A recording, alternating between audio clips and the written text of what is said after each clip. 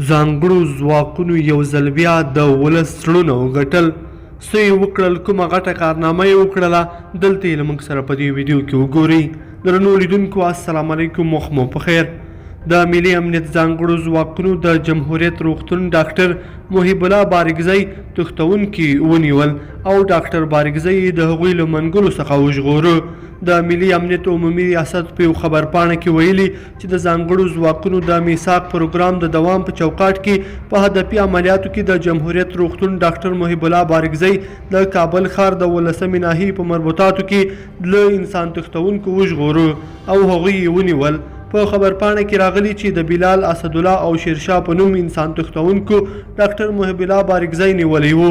د انسان تښتونکو دې شبکې له لومړیو د ډاکټر بارکزي د تګ راتګ وخت معلوم کړی و او له 10 ورځو وروسته یې نوموړی د تایمنیو په سیمه کې په نښه کړ او ویې تښتولو. انسان تښتونکو ډاکټر محب الله بارکزی لومړی پغمان او بیا د پغمان طاق ظفر ته انتقال کړی و.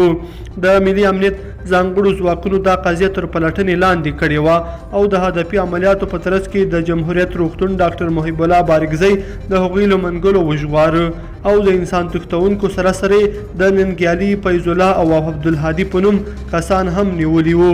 دا په داسې حال کې ده چې په کابل ښار کې غلاوي، هدفي وژنې او انسان تښتونې تر بل هر وخت اوج ته رسېدلي دي چې د کابل ښاریانو نیوکې د امنیتي ارګانونو پر کارونکو باندې زیاتې شوي دي.